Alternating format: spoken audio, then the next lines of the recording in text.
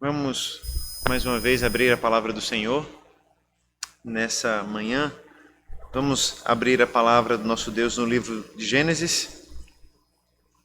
Gênesis, nós vamos ler. Nós vamos abrir no capítulo 12 desse livro.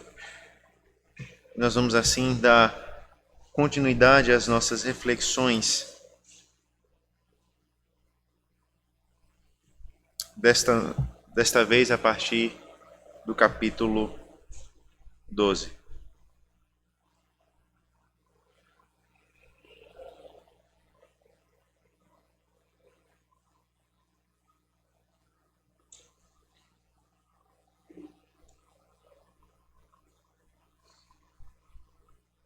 Gênesis capítulo 12, nós iremos fazer a leitura a partir do versículo 1 do capítulo até o versículo 9. Gênesis 12, a partir do versículo 1, a leitura com a graça do Senhor, leitura e exposição até o versículo 9. Eu estarei fazendo a leitura e os irmãos acompanhem com atenção o que diz a palavra de Deus.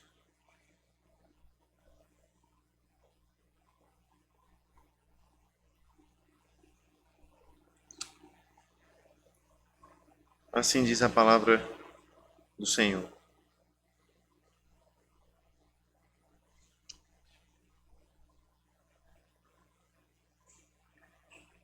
O Senhor disse a Abrão: saia da sua terra, da sua parentela e da casa do seu pai, e vá para a terra que lhe mostrarei.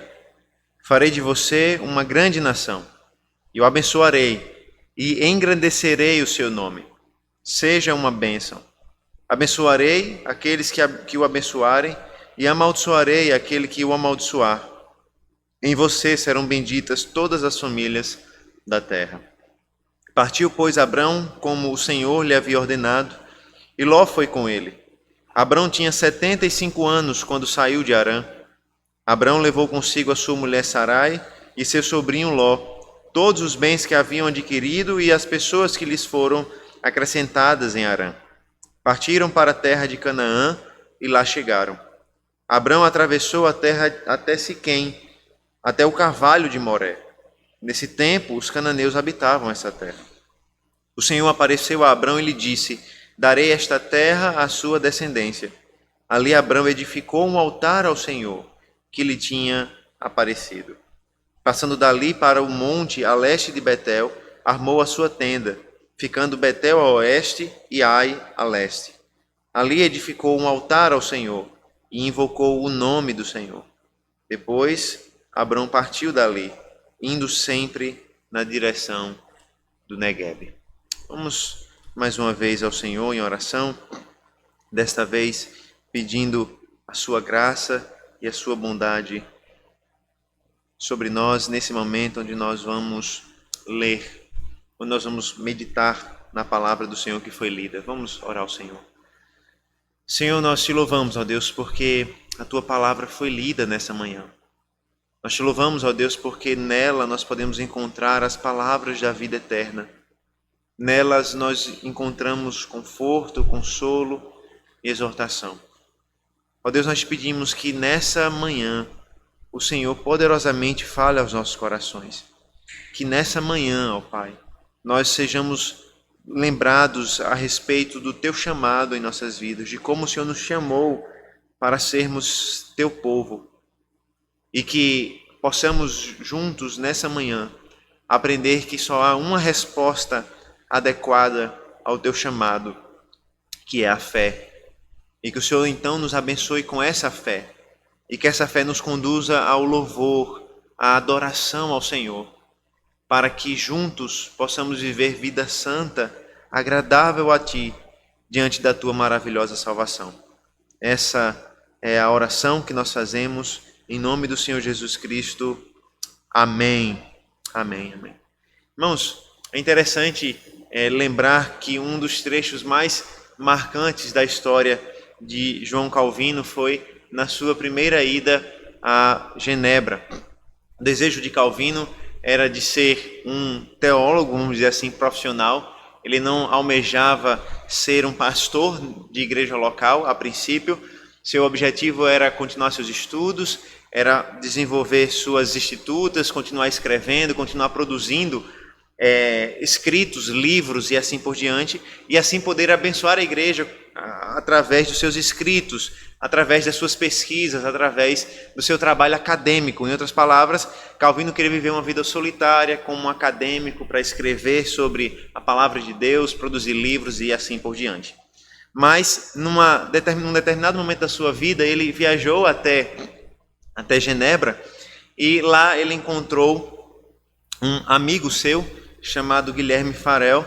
E Guilherme Farel teve uma conversa muito séria com Calvino e disse a ele que ele não poderia viver da maneira que ele queria viver. Calvino contou um pouco dos seus planos, seu objetivo, e Farel então disse que ele deveria ficar na cidade, ficar em Genebra e então servir a Deus naquela cidade com aqueles irmãos e assim por diante. E até aqui nada muito estranho, nada muito diferente, mas é interessante lembrar que Guilherme Farel disse as seguintes palavras ao seu amigo Calvino.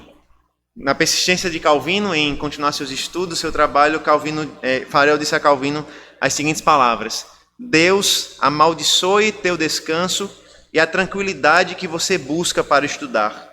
Se diante de uma necessidade tão grande você sai e nega a prestar socorro e prestar ajuda.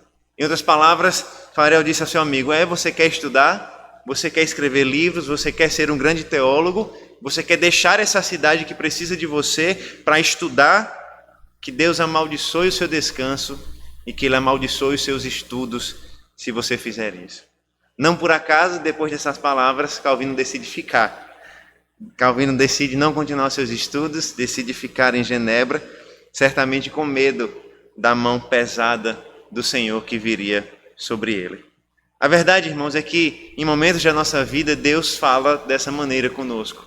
Deus fala de forma firme, de forma muito forte conosco, usando pessoas, usando circunstâncias e assim por diante. Deus move as nossas vidas de maneira que muitas vezes nós não esperamos, e todos os nossos planos, tudo aquilo que nós arquitetamos para o nosso futuro, não acontece da maneira que nós esperávamos, porque Ele muda o rumo dos nossos planos, o rumo que nós esperávamos para as nossas vidas. Hoje nós começamos um novo momento no livro de Gênesis. Nós entramos agora no capítulo 12 e até o capítulo 11 de Gênesis, do capítulo 1 até o capítulo 11 de Gênesis, nós trabalhamos aquilo que é conhecido como a primeira história, a história primeva, ou seja, é o início da humanidade. No capítulo 1 de Gênesis, que nós temos a criação, até o capítulo 11, onde nós temos a história da Torre de Babel e da genealogia de Sem, nós temos justamente o registro do início da história da humanidade, os primeiros acontecimentos, os primeiros grandes fatos da história do homem. É a partir do capítulo 12, então, que Gênesis começa a sua segunda parte, a sua segunda grande etapa, que é a história dos patriarcas. Em outras palavras, o livro de Gênesis pode ser dividido entre essas duas partes. A primeira parte, que vai do capítulo 1 ao 11, que conta o início da história do homem, e do capítulo 12 em diante, onde nós temos a história dos patriarcas, começando com Abraão, passando por Jacó, passando por Isaac, passando por Jacó, até então chegar aos filhos de Jacó, como nós veremos no final do livro. O que nós começamos a ver no final do capítulo 11 é a história de um homem chamado Abrão, que saiu da sua terra, uma terra chamada Ur dos Caldeus, e vai até Harã. Na verdade, ele deveria ir até Canaã, mas nesse momento ele parou em Harã. O seu pai viveu com Abrão até o fim da sua vida em Harã, e depois da morte do seu pai, nós vemos que a história de Abraão vai continuar. E ela continua de forma especial a partir do capítulo 12. O que nós vemos, irmãos, é que a história de Abraão aqui representa uma luz no meio das trevas. Porque quando nós olhamos nos primeiros capítulos de Gênesis, o início da história da humanidade, nós vemos sim a graça de Deus, a bondade de Deus, mas o que nós vemos é também o homem repetidas vezes caindo no pecado. Deus cria o homem o homem cai no pecado, Adão e Eva comem do fruto e então trazem maldição sobre si. Eles têm então filhos, Caim e Abel. O Caim mata então o seu irmão Abel. Depois disso, a descendência de Adão continua, a descendência de Caim também continua. E na descendência de Caim nós vemos assassinatos, violência, perversidade, até que nós chegamos ao ápice disso no dilúvio, quando nós temos no capítulo 6 o registro da perversidade do homem, tão grande aos olhos de Deus, que Deus decide enviar águas, um dilúvio que destruiu o homem e a sua criação. Depois do dilúvio, então, Deus faz uma nova aliança com Noé, e então nós pensamos que as coisas agora vão melhorar, que as coisas agora vão ser corrigidas, mas logo nós vemos que Noé também não era perfeito. Ele cai em pecado, e os seus filhos também manifestam a perversidade do pecado, de tal forma que, por meio de um dos seus filhos, chamado Cã, a linhagem da serpente continua e se desenvolve, e então, mais uma vez, o homem se junta para se rebelar contra Deus. Não mais na geração do dilúvio, mas agora na geração da Torre de Babel. E então nós vemos Deus descendo, derramando juízo sobre a Torre de Babel, espalhando os homens, dando diversas línguas para os homens. E então nós pensamos, não tem jeito para a humanidade.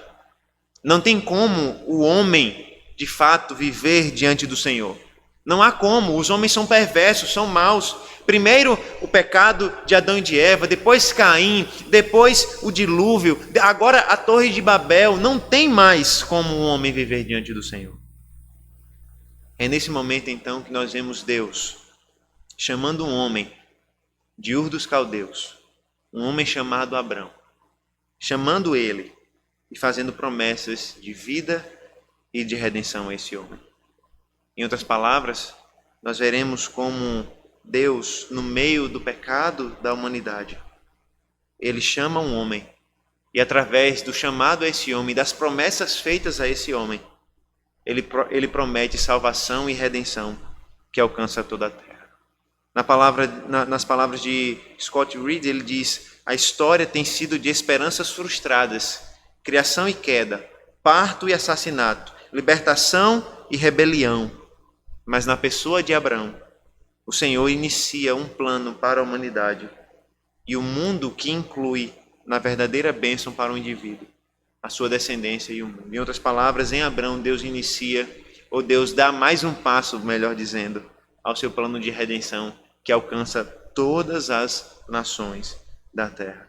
Nós veremos então que através da história de Abraão e das promessas feitas a ele, nós veremos que o Senhor continua as suas promessas de redenção. De forma simples, nessa manhã, nós veremos que através da aliança com Abraão, o Senhor continua as suas promessas de redenção. E nós vamos ver o texto em dois momentos facilmente visíveis no texto. Primeiro, nós vamos ver que Deus chama Abraão e lhe faz promessas, e depois nós veremos a resposta de Abraão às promessas de Deus. Primeiro, nós veremos que Deus chama Abraão e lhe faz promessas, e depois veremos que Abraão responde através da fé. Primeiro, então, veremos o chamado de Deus. Veremos como o Senhor chama Abraão. Veja que no início de Gênesis 12, nós vemos Deus soberanamente estabelecendo um relacionamento de aliança com esse homem chamado Abraão, chamando ele e fazendo para ele promessas. Veja comigo os versículos de 1 a 3. O Senhor disse a Abraão: saia da sua terra, da sua parentela e da terra e da casa do seu pai, e vá para a terra que lhe mostrarei. Farei de você uma grande nação, e o abençoarei, e engrandecerei o seu nome. Seja uma bênção. Abençoarei aqueles que o abençoarem, e amaldiçoarei aquele que o amaldiçoar. Em você serão benditas todas as famílias da terra. Como nós já comentamos, já no final do capítulo 11, nós vemos o início da caminhada de Abraão.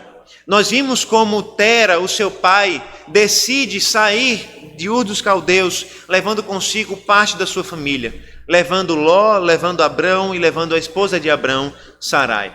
Mas nós vimos também que por trás da decisão de Tera, como patriarca da família, estava Deus agindo e guiando a vida de Abraão. Afinal de contas, Estevão, lá no livro de Atos, quando ele lê Gênesis, ele diz que foi Deus que falou com Abrão ainda em Ur dos Caldeus e o fez sair de lá. Em outras palavras, aquela decisão no capítulo 11, que parece ter sido do pai de Abraão, nós vimos, na verdade, é o próprio Deus conduzindo a história de Abraão e chamando ele e fazendo uma aliança com ele. Em Gênesis 12, então, Deus chama novamente Abraão e soberanamente ele estabelece um relacionamento, um vínculo de aliança com esse homem. E aqui nós vemos que a soberania de Deus, irmãos, é evidente em cada uma das palavras da sua aliança com Abraão. Primeiro, porque não foi Abraão que buscou a Deus. Pelo contrário, foi Deus quem foi até Abraão. Quando nós lemos, por exemplo, o que o livro de Josué fala sobre Abraão, ele nos lembra que Abraão vivia em Ur dos Caldeus em idolatria.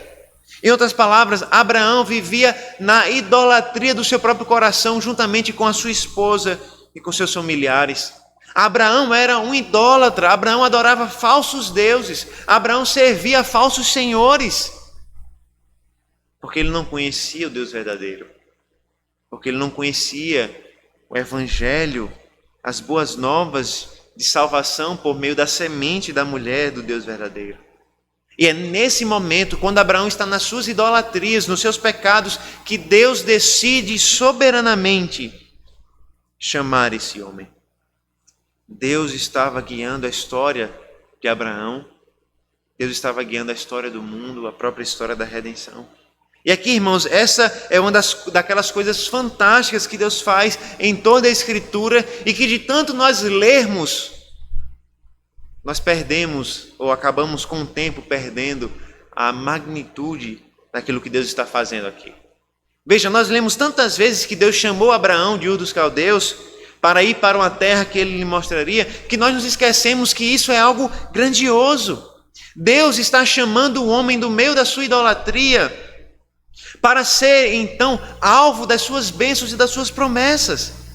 E normalmente, irmãos, nós questionamos a Deus quando as coisas não acontecem do jeito que nós queremos, quando algo dá errado, quando algum plano falha, nós questionamos a Deus e perguntamos: por que Deus fez isso? Por que Deus permitiu isso? Por que Deus fez assim? Por que Deus fez assim? Mas quando nós vemos Deus agindo com a sua soberana graça e bondade, dificilmente nós questionamos por que Deus fez isso. Mas eu creio, irmãos, que essa é uma pergunta muito importante que nós devemos fazer aqui. Por que Deus chama Abraão? Por que Deus escolhe esse homem no meio da sua idolatria, no meio do seu pecado, no meio da sua perversidade? Por que Deus faz isso? Por que Deus escolhe transformar a vida desse homem? Por que Deus escolhe Abraão? Por que Deus salva Abraão? Por que Deus faz promessas a Abraão? A resposta que nós podemos dar é a resposta que a palavra de Deus nos dá. É a única resposta que a palavra de Deus nos dá. Somente pela sua graça e vontade soberana. Por que Deus escolheu Abraão e lhe prometeu vida e lhe fez promessas? Por causa da sua graça. Abraão não merecia, mas ele foi chamado por Deus, por um Deus soberano, que o escolheu para ser o portador da salvação, o portador das promessas de salvação. Certamente nós devemos nos perguntar por que Deus nos chama, por que Deus nos salva, por que Deus nos escolhe. Mas não uma pergunta de revolta ou de dúvidas, mas uma pergunta que nos faz chegar à mesma conclusão que nós chegamos aqui na história de Abraão. Deus nos chamou, Deus nos chama por meio do seu Evangelho, por causa da sua graça, por causa da sua soberana vontade. Não somos nós que vamos até o Senhor, não somos nós que vamos até Deus, não somos nós que buscamos a Deus, mas é o Senhor quem soberanamente escolhe os seus servos e faz isso na vida de Abraão. É Deus quem vai até Abraão e ordena: saia da sua terra, da sua parentela e da casa do seu pai e vá para a terra que eu lhe mostrarei.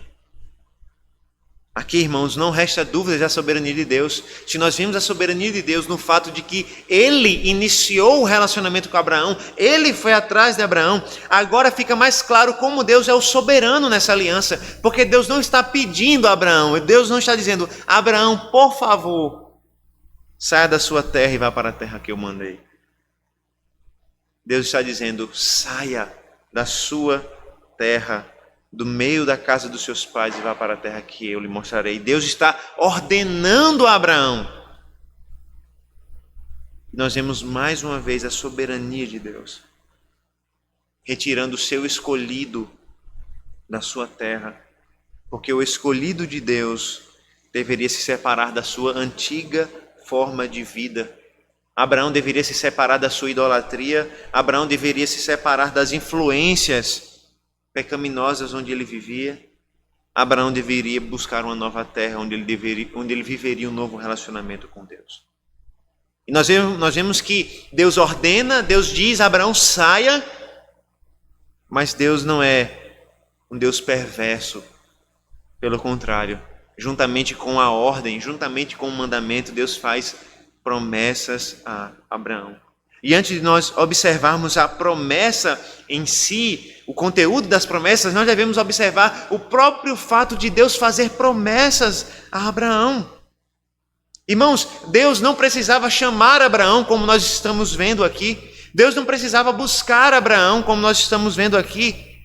E muito menos Deus precisava fazer aliança com Abraão. Deus não precisava fazer promessas a Abraão. Pelo contrário, pelo simples fato de Abraão ter sido criado por Deus, ele deveria dar a Deus toda a glória. É isso que Paulo vai nos dizer na carta dele aos Romanos, que tudo foi feito por Deus e deve ser para Deus, e que todas as coisas devem ser para a glória de Deus. Mas por causa da sua infinita graça, da sua infinita bondade para com Abraão, por causa do seu glorioso plano de redenção, Deus faz promessas. Ou seja, Deus obriga a si mesmo a cumprir aquilo que ele havia falado a Abraão. E nós temos aqui pelo menos 4 promessas: terra, povo, presença e desígnio. A primeira promessa é a promessa da terra. O Senhor estava tirando Abraão da sua terra, o prometendo uma nova terra e dizendo: eu vou lhe mostrar a terra, a sua terra. Inclusive no versículo 7 ele diz: eu darei esta terra à sua descendência. Fica muito claro que Deus está tirando Abraão da sua terra, da sua parentela, de onde ele vivia, da casa dos seus parentes, para uma nova terra que ele lhe mostraria e que ele lhe daria, que ele daria a sua descendência. A princípio, irmãos, sim, essa é a terra de Canaã, como nós veremos, mas também nós veremos mais à frente que essa terra de fato aponta para uma pátria celestial. Afinal de contas, a peregrinação do povo de Deus não acaba até que o Senhor faça vir novos céus e nova terra, onde nós de fato habitaremos eternamente. Mas além da terra, irmãos, o Senhor promete um povo, uma grande descendência. No versículo 2, Deus diz: farei de você, Abraão, uma grande nação. A promessa aqui que Deus está fazendo a Abraão é que dele nasceria uma grande nação. Ele teria um grande povo e o seu nome seria engrandecido como pai desse povo. E aqui nós já vemos uma característica completamente oposta do capítulo 12 em relação ao capítulo 11. No capítulo 11 nós vemos a Torre de Babel, e a Torre de Babel é construída com o objetivo de alcançar um grande nome. Os homens constroem a Torre de Babel para que o nome deles se tornasse célebre, famoso. Mas agora Deus escolhe um homem e diz que o nome dele seria engrandecido. Não por causa da obra daquele homem, mas porque Deus mesmo faria dele uma grande nação. No final do capítulo 11 nós lemos que Abraão era casado com uma mulher chamada Sarai e que essa mulher era estéril, não tinha filhos. E mesmo diante dessa dificuldade, vamos dizer assim, Deus continua fazendo promessas e Deus continua dizendo: você será uma grande nação. Veja que essa promessa é repetida outras vezes, em outros momentos da vida de Abraão, e até mesmo repetida aos seus filhos, a Isaque, depois repetido a seu neto, Jacó, e assim por diante. Veja, por exemplo, no capítulo 15, versículo 5, veja como Deus renova essa promessa na vida de Abraão.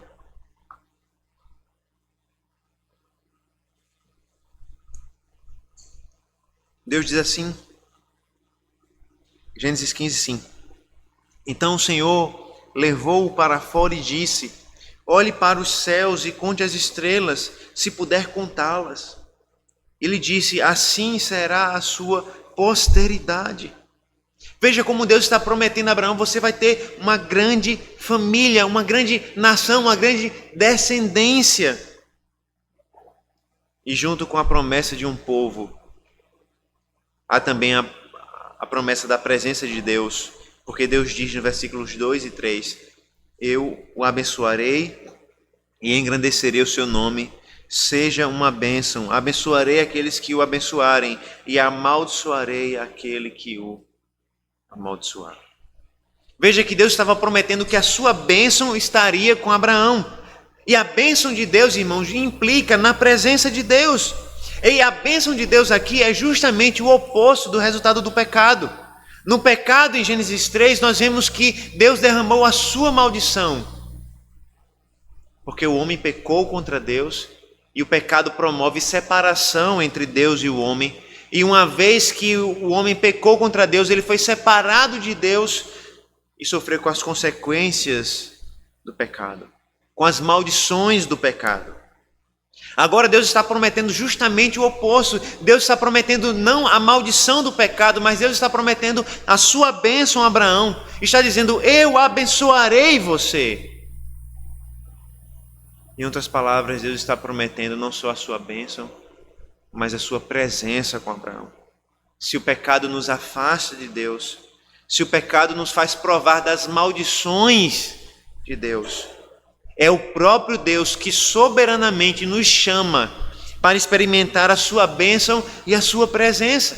Se hoje nós desfrutamos da presença de Deus, da bênção de Deus, da bondade de Deus, não é porque nós buscamos o Senhor, mas é porque o Senhor nos buscou primeiro. É porque o Senhor prometeu a sua presença e a sua bênção sobre nós através de Abraão. Afinal de contas, no versículo 3, a palavra nos diz: em você, Abraão, serão abençoadas, benditas todas as famílias da terra.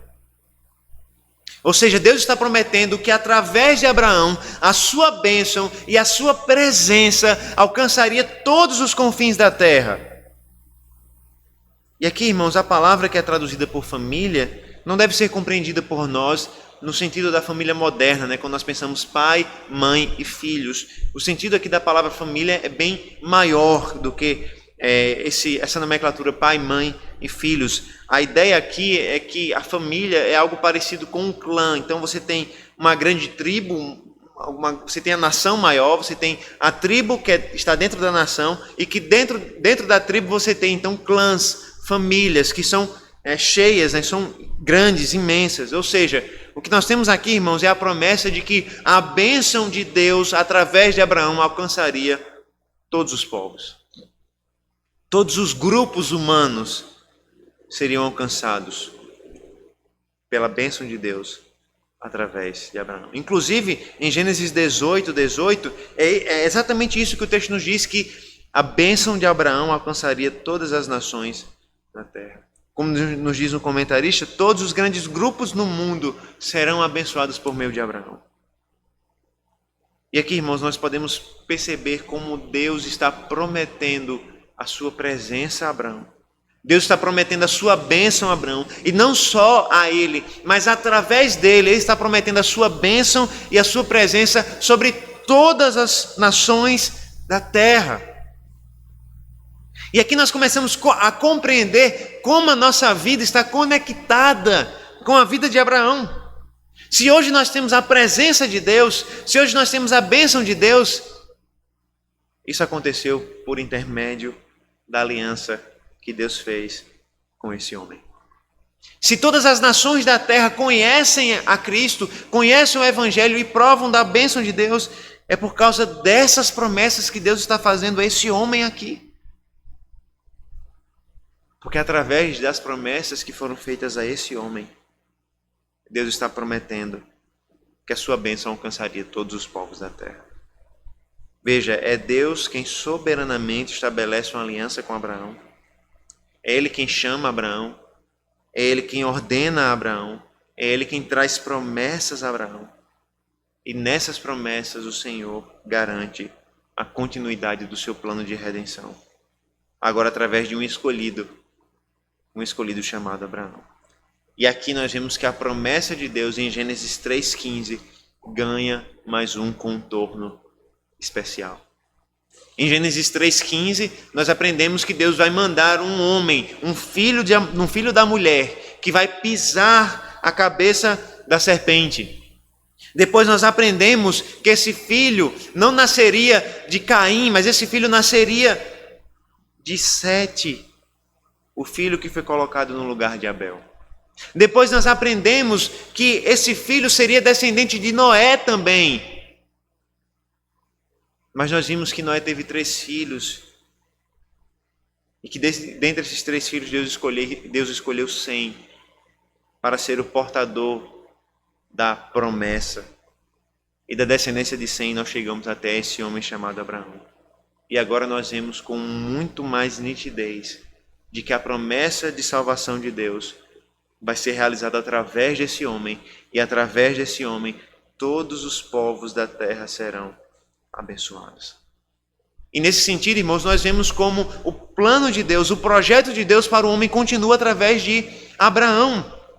Nós vimos como Deus criou Adão e Eva, e Deus disse: vocês devem crescer, vocês devem multiplicar, vocês devem dominar sobre a criação. Nós vemos como tudo isso foi repetido para Noé. Você deve, Noé, crescer, você deve multiplicar nesse novo mundo, você deve dominar sobre os animais.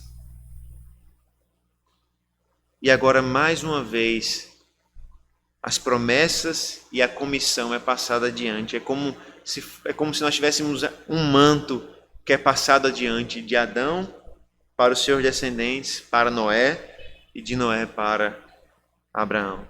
E o que Deus diz a Abraão? Nada muito diferente daquilo que ele disse a Adão e Eva. Deus diz a Abraão: você vai crescer e multiplicar. Por quê? Porque eu vou dar uma grande descendência para você. E você também vai dominar sobre essa terra, porque eu vou dar uma terra para você. Em outras palavras, nós temos uma nova aliança feita com um novo homem, mas nos mesmos termos, com o mesmo projeto, com o mesmo objetivo, desde o início, espalhar a glória de Deus por toda a face da terra.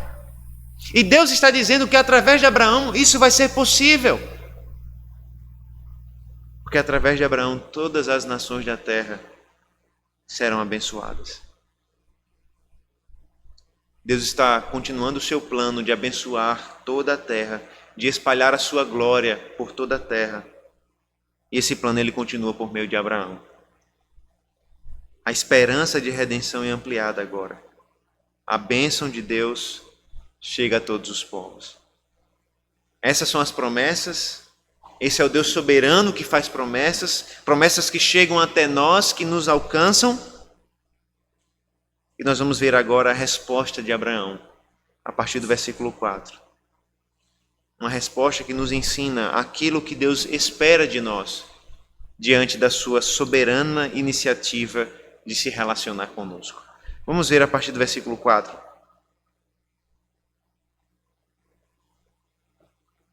Partiu, pois, Abrão, como o Senhor lhe havia ordenado, e Ló foi com ele. Abrão tinha 75 anos quando saiu de Harã. Abraão levou consigo a sua mulher Sarai e seu sobrinho Ló, todos os bens que havia adquirido e as pessoas que lhes foram acrescentadas em Harã. Partiram para a terra de Canaã e lá chegaram. Abrão atravessou a terra até Siquém, até o carvalho de Moré. Nesse tempo, os cananeus habitavam essa terra. Veja que, diante da iniciativa de Deus de chamar Abraão, de fazer promessas a Abraão e de ordenar a Abraão o que ele deveria fazer, qual é a resposta de Abraão? Ele parte em obediência e em fidelidade a Deus, levando sua mulher e seu sobrinho Ló, levando consigo todos os bens, tudo aquilo que Deus havia dado a ele em Harã. E aqui nós vemos como Abraão obedeceu à voz do Senhor e fez tudo conforme Deus lhe havia ordenado. Com 75 anos de idade, Abraão saiu de Harã, ele e a sua comitiva partiram e chegaram até a terra de Canaã. E veja que foi uma viagem de 3 etapas. Primeiro ele sai de Ur dos Caldeus, depois ele vai para Harã e depois ele desce novamente para a terra de Canaã. E é um triângulo mesmo, né? Você tem Ur dos Caldeus aqui, subindo para Harã, descendo. Ou seja, ele faz uma espécie de triângulo até chegar à terra de Canaã, provavelmente para desviar dos desertos e montanhas da região, por um caminho melhor. E eles chegam finalmente à terra de Canaã, até a terra de Siquém, Cavalo de Moré. E eles chegam até aquela terra e ali eles se deparam com um novo obstáculo. Um obstáculo já havia sido apresentado. A sua esposa não podia ter filhos. Como ele seria então uma grande nação? Mas agora nós temos um segundo obstáculo para as promessas de Deus. Porque Deus, além de ter prometido um povo a Abraão, Deus prometeu uma terra. Mas naquela terra, o texto nos diz que os cananeus habitavam ali. Ou seja, como aquela terra poderia ser de Abraão, se já havia nações morando ali? Não apenas uma nação, mas nações no plural morando ali. Veja que diante desse empecilho, o Senhor fala novamente a Abraão, no versículo 7, com as seguintes palavras. O Senhor apareceu a Abraão e lhe disse: darei esta terra à sua descendência. Ali Abraão edificou um altar ao Senhor que lhe tinha aparecido.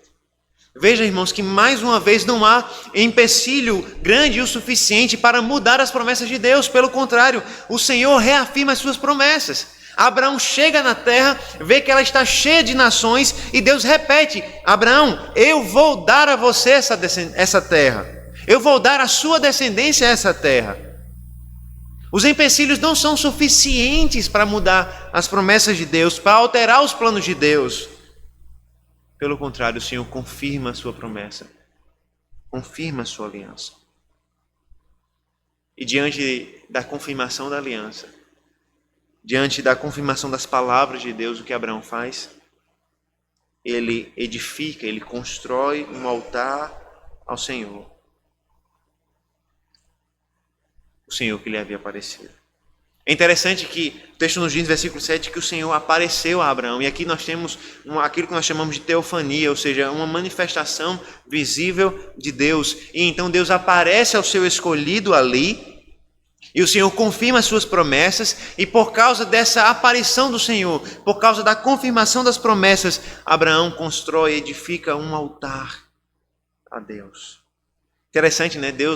Abraão não usa um altar daquela terra. Abraão não utiliza um altar que havia sido construído para outros deuses naquela terra. Ele mesmo constrói o seu próprio altar para o Deus verdadeiro. E certamente ali ele sacrifica ao Senhor. Embora o texto não diga que ele fez sacrifícios, quem constrói um altar, constrói para sacrificar, como é muito claro. E aqui nós vemos, irmãos, como a resposta de Abraão às promessas de Deus envolviam 2 aspectos fundamentais. O primeiro, que nós podemos observar na sua migração, na sua saída da sua terra, que é a fé e a fidelidade ao Senhor. E o segundo aspecto, que é a adoração.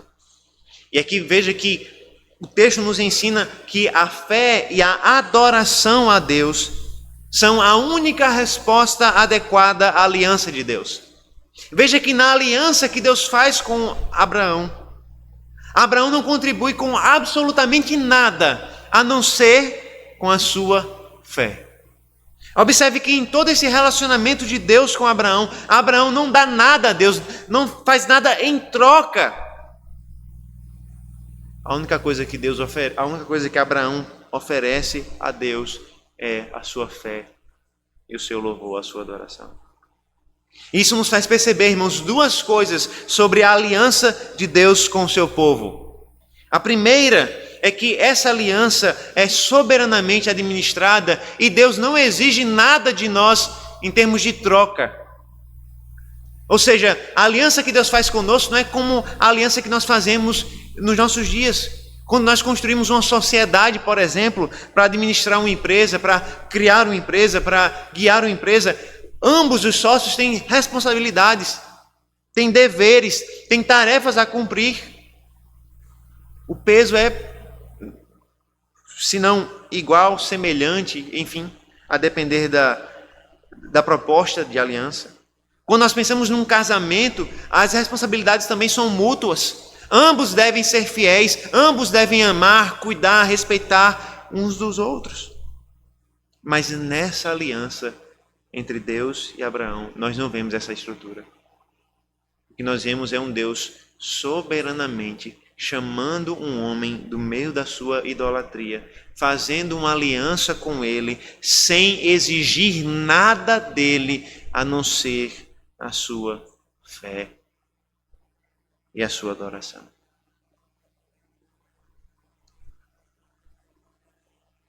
Observe que esse pacto, que essa aliança é também diferente da aliança que Deus fez com Adão na criação, lembra? Lembra que no princípio Deus fez uma aliança com Adão e que essa aliança era uma aliança que nós chamamos uma aliança de obras. Por quê? Porque Deus disse: Adão, você pode ter vida se você obedecer os meus mandamentos. Mas se você comer da árvore do conhecimento do bem e do mal, você morrerá. Ou seja, havia uma condição para que Adão, alcançasse a vida prometida por Deus. Havia uma condição para que o pacto entre Deus e Adão fosse bem-sucedido.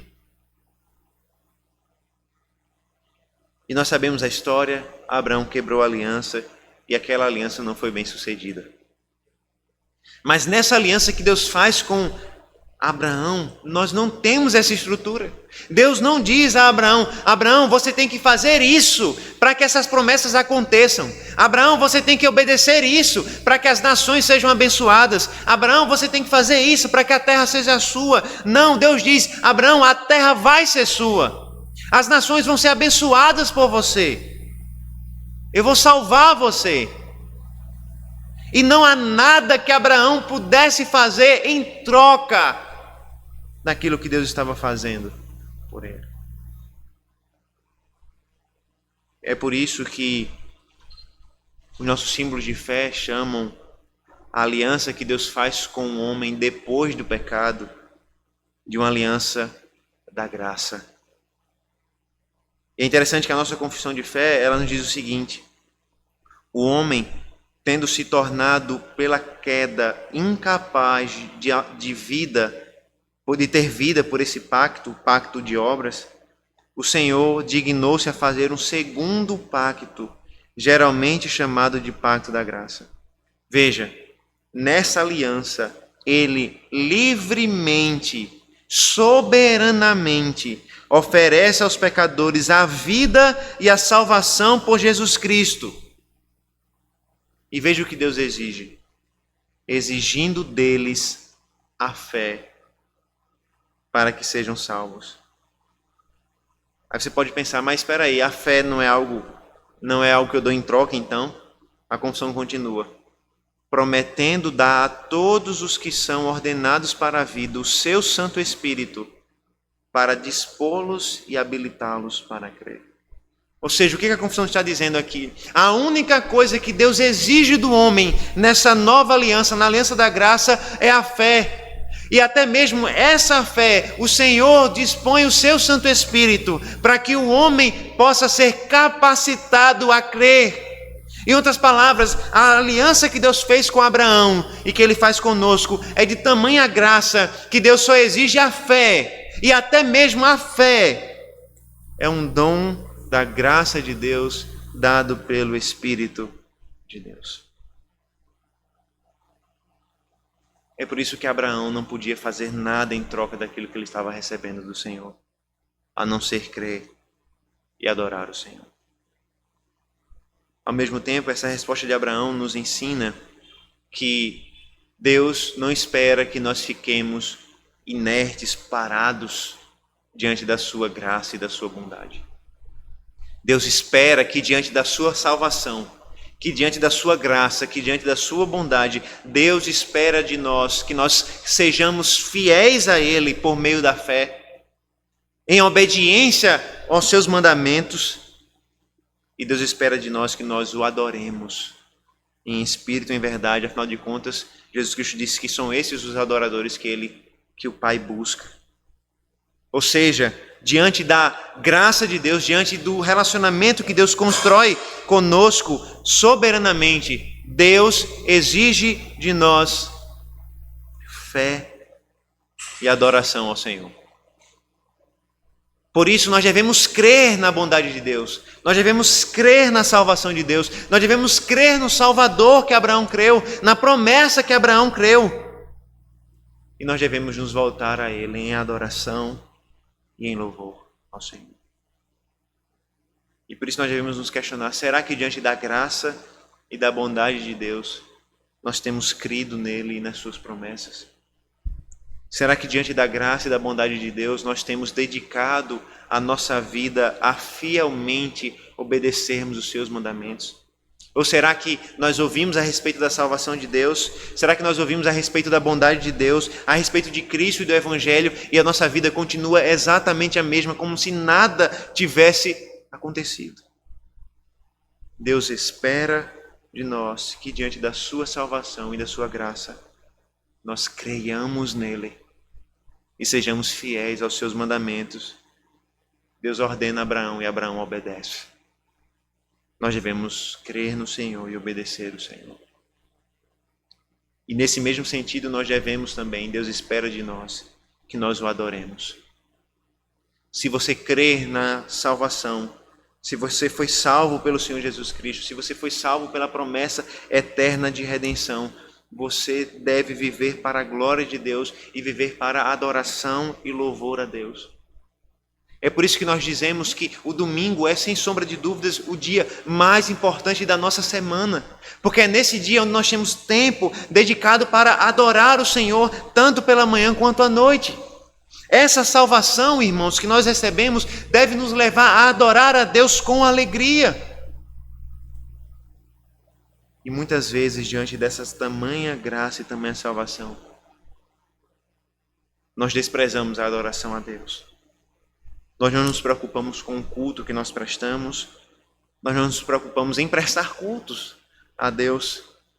Nós faltamos os cultos como se o nosso Deus não fosse o nosso Redentor. Nós não nos preocupamos com os horários do culto como se Deus não fosse o nosso Redentor. Nós não pensamos em orar em nossas casas, nós não pensamos em ler a Bíblia em nossas casas, porque, afinal de contas, nem parece que Deus nos redimiu. A redenção de Deus, a salvação de Deus deve nos levar a adorá-lo em nossos corações. Seja com a igreja de Cristo no dia do Senhor, seja em nossas casas individualmente, seja com as nossas famílias, tudo o que nós fazemos deve ser de fato feito para a glória de Deus. Qual é a resposta de Abraão quando o Senhor o redime e faz promessas? Ele constrói um altar ao Senhor. Certamente nós deveríamos dedicar o nosso coração em sacrifício a Deus por causa da sua eterna salvação sobre nós. Veja que os versículos 8 e 9 continuam descrevendo essa atitude de Abraão, quando o texto nos diz que, passando dali para o monte a leste de Betel, Ele armou a sua tenda, ficando Betel a oeste e Ai a leste. E ele ali edificou um outro altar ao Senhor e invocou novamente o nome do Senhor. Mais uma vez Abraão adora a Deus, se dedica ao Senhor, sacrifica ao Senhor.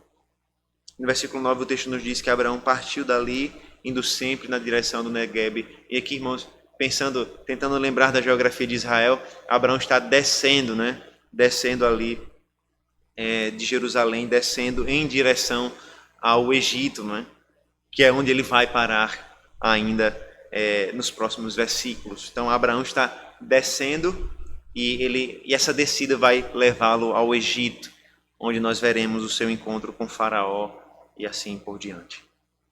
O que nós devemos lembrar, irmãos, é que a nossa resposta de fé e de adoração ao Senhor é aquilo que Deus espera de nós diante da sua eterna salvação. Vamos abrir nossas Bíblias em Gálatas capítulo 3, versículos 8 e 9, e eu quero que você perceba comigo como o apóstolo Paulo também compreende que a resposta adequada para a salvação de Deus é a fé, inclusive usando o exemplo de Abraão.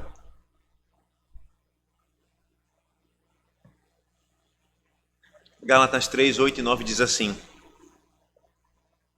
Ora, tendo a Escritura previsto que Deus justificaria os gentios pela fé, pré-anunciou o Evangelho a Abraão, dizendo: em você serão abençoados todos os povos. De modo que os que têm fé são abençoados com o crente Abraão. E veja, irmãos, como Paulo aqui, irmãos, está nos dizendo de maneira muito clara e interpretando para nós a palavra de Deus ao nos dizer que quando Deus prometeu a Abraão que nele seriam abençoados todos os povos, Deus estava adiantando, pré-anunciando que o Evangelho, que a salvação, que o perdão dos pecados e a redenção em Cristo alcançaria também os gentios. Ou seja, no momento em que Deus fez aliança com Abraão, Ele não disse: Abraão, eu vou salvar apenas a sua família. Ele diz: Abraão, eu vou salvar através de você pessoas de todas as terras. Em você serão abençoados todos os povos. Paulo compreende, irmãos, que essa promessa que foi feita a Abraão pré-anunciava a justificação pela fé, o perdão dos nossos pecados. E nessas palavras, Paulo mais uma vez nos mostra que a fé é o único meio dado por Deus para termos acesso à bênção que foi prometida a Abraão. Se você quer receber a presença de Deus, a bênção de Deus, conforme prometido a Abraão, creia no Senhor Jesus Cristo. Afinal de contas, Paulo vai nos dizer que Abraão foi salvo pela fé porque ele creu no Messias, porque ele creu na promessa. E porque nós somos salvos então hoje, porque nós cremos na mesma promessa, no mesmo Redentor, no mesmo Salvador. Quando nós cremos em Cristo Jesus, nós nos juntamos a Abraão e formamos um único povo com Abraão por meio da fé. Abraão, irmãos, não se tornou apenas um exemplo a ser seguido, mas um padrão de como os homens são salvos por meio da fé no Messias, por meio da fé em Jesus Cristo. De Abraão, Deus enviou um descendente chamado Jesus Cristo. E por meio da fé nesse descendente, por meio na fé da promessa de que todas as nações da terra seriam abençoadas por meio desse descendente, Abraão foi salvo. E pela fé em Cristo Jesus nós podemos ser salvos hoje. Creia no Senhor, que diante do chamado soberano de Deus, que diante da salvação soberana de Deus, que você responda com fé. Fé em Cristo. A fé que salvou Abraão. A fé que nos salva. Creia no Senhor Jesus Cristo. No Deus que soberanamente transforma as nossas vidas. E nos promete salvação por meio de um Redentor. Vamos orar ao Senhor nesse momento. Senhor nosso Deus, nós te louvamos. Porque o mesmo Deus que salvou Abraão é o mesmo Deus que nos salva hoje. A mesma promessa que salvou Abraão É a mesma promessa que nos salva hoje. O mesmo Redentor que salvou Abraão é o mesmo Redentor que nos salva hoje. Nos ajuda, ó Pai, a respondermos o Teu chamado com fé, com fidelidade ao Senhor, fidelidade aos Teus mandamentos. Nos ajuda a responder em adoração ao Senhor. Que diante da Tua salvação, que diante do perdão dos nossos pecados, que diante da Tua presença e da Tua bênção em nossas vidas, nós não continuemos a viver da mesma forma. Que nós possamos viver vidas transformadas pelo Senhor, responder em fé ao Senhor, em adoração ao Senhor, e que as nossas vidas sejam transformadas por meio da fé, a fé que salvou Abraão e a fé que nos salva hoje. Essa é a nossa oração, em nome de Cristo, o Redentor de Abraão e o nosso Redentor. Amém. Amém.